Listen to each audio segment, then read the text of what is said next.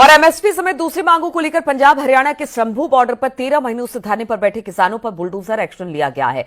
पंजाब के शंभू और खनौरी बॉर्डर पर रात भर पुलिस का एक्शन चला है। पुलिस ने शंभू बॉर्डर पर किसानों के अस्थायी मंच को हटा दिया। किसानों के रहने के लिए बनाए तंबू को भी हटा दिया गया। किसान नेता जगजीत सिंह डल्लेवाल, सरवन सिंह पंथेर समेत किसानों को हिरासत में लिया गया। इधर किसानों पर पंजाब पुलिस द्वारा की गई इस कार्रवाई की भाजपा, कांग्रेस, शिरोमणि अकाली दल सहित अन्य दलों के नेताओं ने इसकी आलोचना की है। चंडीगढ़ में किसान नेताओं और केंद्रीय प्रतिनिधिमंडल के बीच हुई बैठक का कोई ठोस नतीजा नहीं निकला। ये बैठक 3 घंटे से ज्यादा चली है, जिसके बाद बैठक से लौटते वक्त किसानों को पंजाब पुलिस ने डिटेन करना शुरू किया। ये तस्वीरें हम आपको दिखा रहे हैं। शंभू बॉर्डर पर जितने भी वहां पर किसानों के जो तंबू लगाए गए थे उन्हें उखाड़ दिया गया, बुलडोजर से उनको नष्ट कर दिया गया और अब इसकी चौतरफा निंदा हो रही है।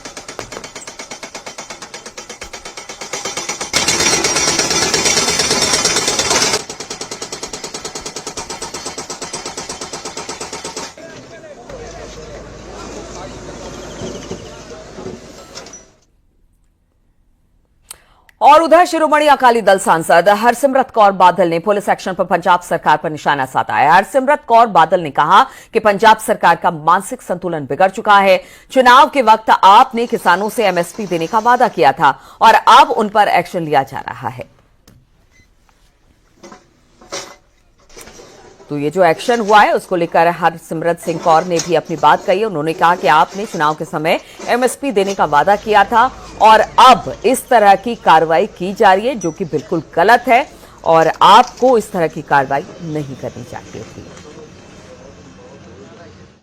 लोगों के पास जाता नहीं है और अब इस हाल पे कि जब अपना हक मांग रहे हैं किसान जी, उन्होंने कहा कि हमारे साथ जो तुमने समझौते करे थे पूरे करो, नहीं तो हम विधानसभा को घेरेंगे। जब आपका बजट सेशन 28 को शुरू होगा तो अब पुलिस के जोर जबर पे उठा के किसानों को उठा के जेल में फेंक दिया और वो भी डल्लेवाल साहब जो वैसे ही उनकी सेहत का हालात कैसे हैं। तो मैं हैरान हूं कि ये पंजाब जा कहां पे रहा।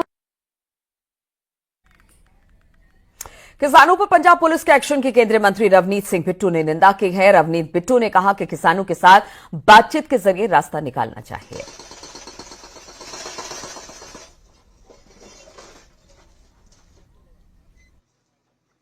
पंजाब सरकार बहुत जिन्नी मैं समझदा निंदिया की जाए उन्नी घट आ। उदों तुसी दिल्ली की गल करदे सी, तुसी तां पंजाब दी सरकार हो, तुसी तां कोई बगाने नहीं गए किते। बगाना चलो कोई भी नहींगा देश च, पर तुसी तां थोनू तां बनाया इन्हां ने साडा विरोध करके थोनू वोटां पाइयां, थोड़ी सरकार बनाई। अज तुसी शर्म करो भगवंत मान साहब, शर्म करो। तुसी यूपी पुलिस भर्ती में बेटियों ने कमाल करके दिखाया है। उन्नाव में एक ही परिवार की 3 बेटियों का पुलिस भर्ती में चयन हुआ। वहीं सोनभद्र में भी 3 बहनों ने कमाल करके दिखाया। देखिए जरा ये रिपोर्ट।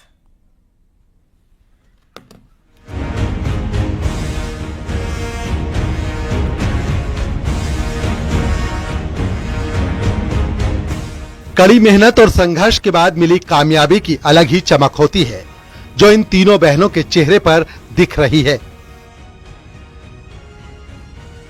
सालों पहले पिता का साया सिर से उठ गया था, जिसके बाद तो जिंदगी बहुत मुश्किल लगने लगी थी, लेकिन परिवार ने हिम्मत नहीं छोड़ी। घर की बेटियों ने सपना देखा था कि पुलिस में भर्ती होना है। अपनी मंजिल को पाने के लिए तमाम बाधाएं पार भी की और आज तीनों बहनों का यूपी पुलिस की भर्ती के बाद सिलेक्शन हो गया है। बड़ी बहन ने कुछ साल पहले होमगार्ड की नौकरी ज्वाइन की। इसके बाद अपनी 2 छोटी बहनों और भाई की जिम्मेदारी भी उठाई, साथ ही मां का भी ध्यान रखा और तीनों बहनों ने पुलिस की परीक्षा में कामयाबी पाई। 2017 में मेरे पापा एक्सपायर हो गए थे, 2017 में मेरा इंटर भी नहीं हुआ था और 2018 में अक्टूबर में मेरे होमगार्ड पद पे पापा की जगह पे मृतक आश्रित पे भर्ती हो गई। और फिर भर्ती होने के बाद अपनी बहन और अर्चना, सुलोचना दोनों को किराए के कमरे पे लेकर पढ़ाया लिखाया इन लोगों को। और ये मेरे एक छोटा भाई भी है और मम्मी को भी अपने साथ लाए और इन लोगों भाई को भी पढ़ा रहे थे। दोनों बहनों ने भी बड़ी बहन की मेहनत को साकार करते हुए पुलिस का एग्जाम दिया और परीक्षा पास की। परिवार ने उन्नाव के रामपुरी मोहल्ले में किराए पर मकान लिया और यहीं से अपनी मंजिल को पाने का संघर्ष शुरू किया। तीनों बेटियों ने घर और गांव का नाम रोशन किया है। तीनों की कामयाबी की चर्चा पूरे इलाके में है। वहीं सोनभद्र से संघर्ष की ऐसी ही कहानी सामने आई है। यहाँ एक किसान की तीनों बेटियों ने कमाल कर दिया। किसान के आर्थिक हालात ठीक नहीं हैं। घर का खर्च भी बड़ी मुश्किल से चला पाते हैं, लेकिन उनकी बेटियों ने इसे कभी अपने आड़े नहीं आने दिया और अपने संघर्ष पथ पर डटी रहीं। मैं बता दूं कि ये वही प्राथमिक विद्यालय है करकी, जिसमें तीनों बेटियों ने पढ़ाई की और यहाँ से पढ़ते हुए वो आगे बढ़ी और बहुत ही माली हालत थी उनके पिता की, फिर भी उन्होंने पढ़ाई कंप्लीट की। पापा हमेशा से कहते थे आप लोग को जो पढ़ना है पढ़ाई करो, जो मतलब आपको बनना है सबकी तैयारी करो। तो कितना सपोर्ट आपके परिवार में और कौन कौन से लोग ऐसे थे कि जो आपको सपोर्ट किए पढ़ाई में? ऐसे मेरी फैमिली, मेरे माता पिता, उसके बाद मेरे भाई बहन, उसके बाद कुछ फ्रेंड्स थे, कुछ रिलेटिव्स भी हैं जो सपोर्ट करते थे कि आप लोगों को भी कुछ करना चाहिए। कोशिश भी बहुत किए हैं हम, जब और चीज नहीं हो पाया फिर मैंने क्या सोचा कि क्यों ना हम यूपीपी का ही देखें, अगर इसमें हो जाएगा फिर आगे की कोशिश और करेंगे हम। और लेकिन हमें इसका मतलब हमें ये हो रहा था कि हम यूपी पुलिस में ही सिलेक्शन हुए, क्योंकि मेरे दादाजी देश को आजाद किए थे, देश का रक्षा किए थे, तो हमें भी यही था कि हम भी अपने देश का करकी गांव की 3 होनहार बहनें लड़कियों के लिए रोल मॉडल बन गई हैं। सुमन, मंजू और आराधना ने एक साथ यूपी पुलिस में सिपाही भर्ती परीक्षा पास की। पढ़ने में लोन लिए? हाँ, ग्रीन कार्ड तो है हमारे यहाँ कम से कम 260। तो लोन लिए, लोन लेके पढ़ा? हाँ, जहाँ सामने आर्थिक स्थिति गड़बड़ हुई तो उससे हाथ बटाए। तो अभी आपकी 3 बेटियां सेलेक्ट हुई हैं, तो इनको पढ़ाने में आप कितनी मदद करते थे इन लोग को पढ़ाने में? बहुत सा मदद की। गांव में रहकर ही तीनों बहनों ने अपनी स्कूल की पढ़ाई की और यहीं से पुलिस में भर्ती की तैयारी शुरू की थी। पिता अनिल सिंह पटेल अपनी बेटियों की कामयाबी पर बेहद खुश हैं। पूरे गांव में जश्न का माहौल है। इलाके के लोग बधाई देने के लिए लगातार पहुंच रहे हैं। उन्नाव से अनुज गुप्ता के साथ सोनभद्र से रंगेश सिंह की रिपोर्ट।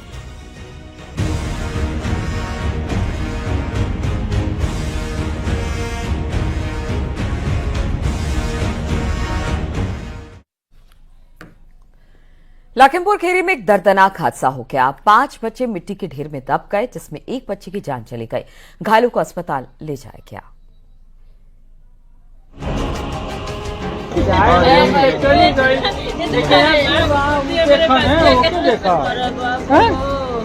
लखीमपुर में सड़क के चौड़ीकरण का काम चल रहा है। मैलानी थाना क्षेत्र में 21 करोड़ की लागत से पीडब्ल्यूडी विभाग ने टेंडर एक प्राइवेट कंपनी को दिया था। सड़क को चौड़ा करने के लिए किनारे पर खुदाई की गई थी, जिससे वहां पर बड़ा सा गड्ढा हो गया था। राजा मंडी गांव के पास खोदी गई खाई को देखने के लिए गांव के 5 बच्चे भी पहुंच गए, लेकिन जैसे ही बच्चे उसमें उतरे अचानक मिट्टी खिसकने लगी, जिसके बाद 5 बच्चे मिट्टी की चपेट में आ गए।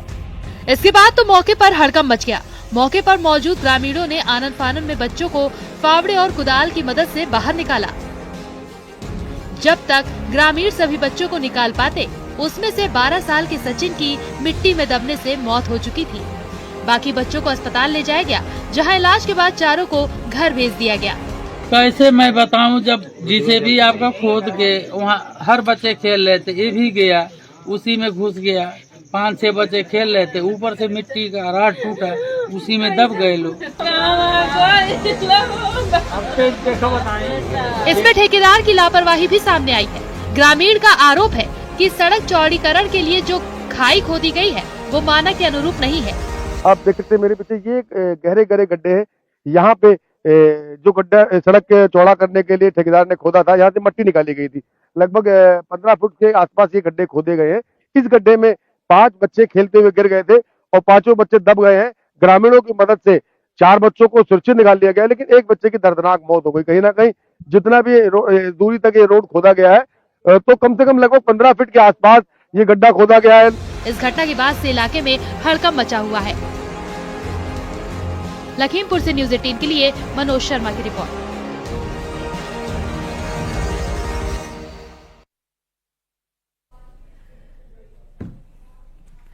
तो इस बार चारों धाम की यात्रा में नया रिकॉर्ड बनने की उम्मीद है। अभी से ही होटलों की बुकिंग फुल हो चुकी है। वहीं दूसरी ओर प्रशासन भी यात्रा की तैयारी युद्ध स्तर पर कर रहा है।